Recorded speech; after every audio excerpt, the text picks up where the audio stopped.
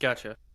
So you mentioned Rhonda Patrick, who is, at least to me, kind of known as like a big sauna person. You know, she had a really great review.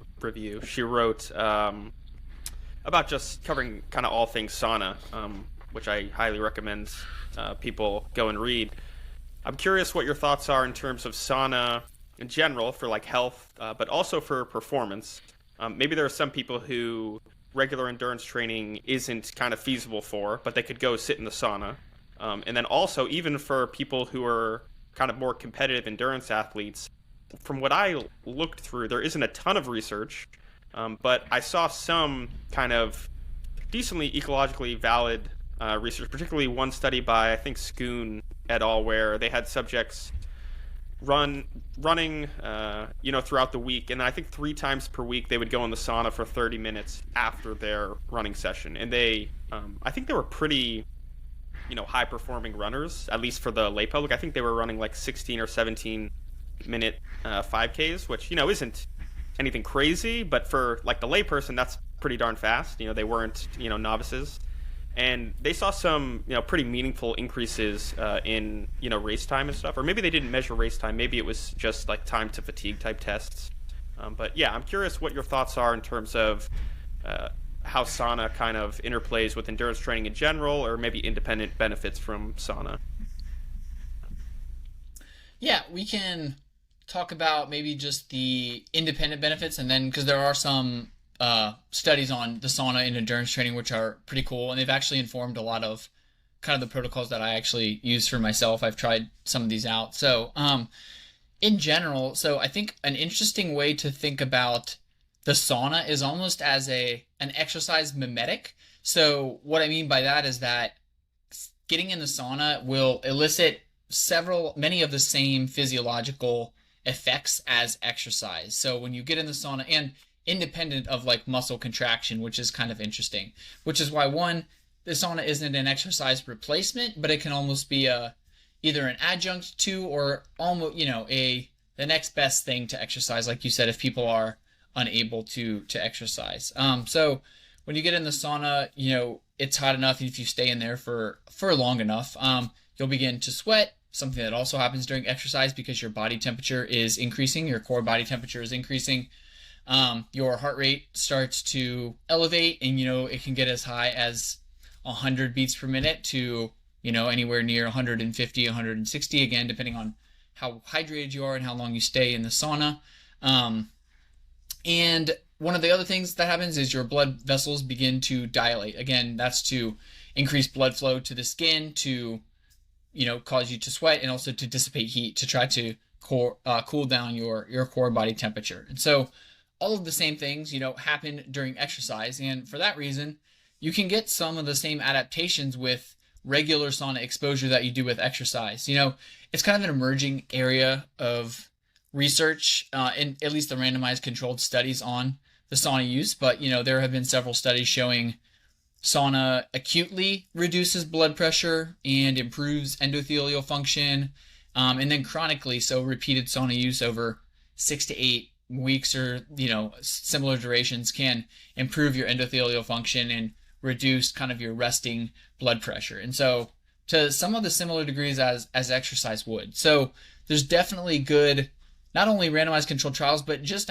mechanistic evidence. If something acutely like the sauna is going to lower blood pressure, and it shares some of the same physiological mechanisms like exercise, we can reasonably infer that it's going to have some of these same chronic long-term health benefits. I think that's supported by some of these observational studies by, I'm forgetting the first author's name, but a group out of Sweden or Finland, I think, and they've published just a ton of kind of observational research on sauna users versus non-sauna users and their risks for dementia, all-cause mortality, cardiovascular mortality, always lower in the sauna users, and dose dependently too, which is kind of interesting and actually would almost imply that there is a lot of people with the sauna research like to claim, well, if you have access to a sauna, you're likely to have a higher socioeconomic status.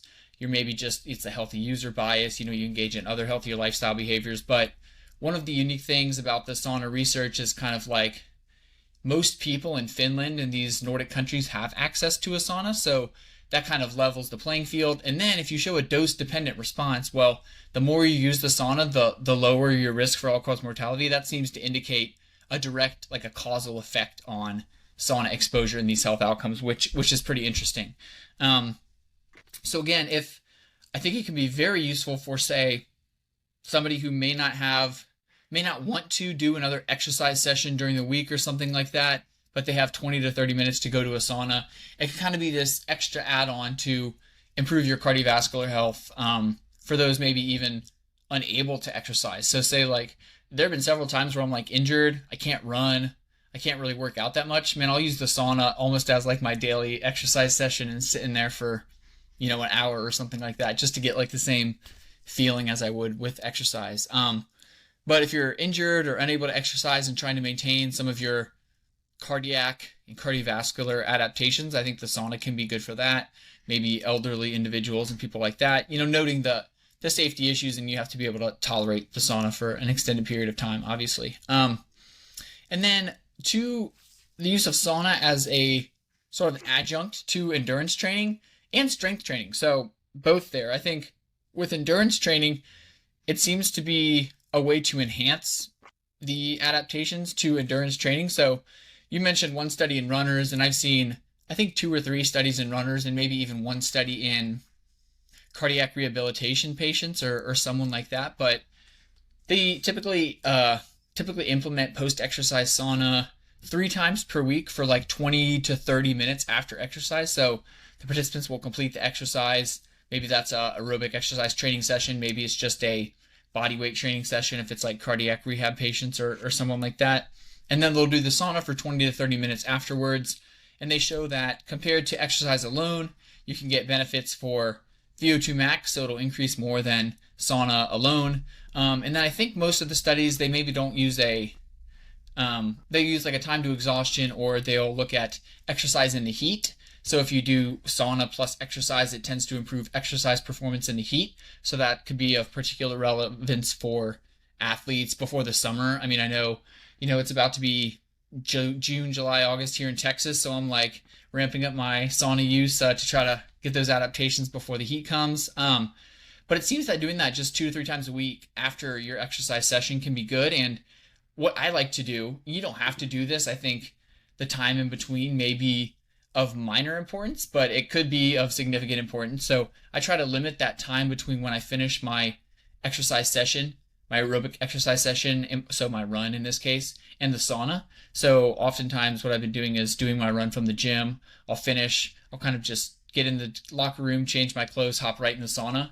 Barely enough time for my heart rate to even come down that much. Like I'm still sweating as I enter the sauna. So it almost is just like extending, say I did an 80-minute run, it's almost extending that to a 140, 150-minute run in terms of the heart rate response that I get. I find that kind of fun. It's very stressful, so you don't want to do it too much. Again, I think 2 to 3 times a week. You don't want to do it after every single run during the week. I mean, if you're running 2 to 3 times per week, then you're doing it every time. But because it is a stress, you feel pretty depleted after that, and you literally are, you're dehydrated. But it's kind of a fun way to add on to the exercise session.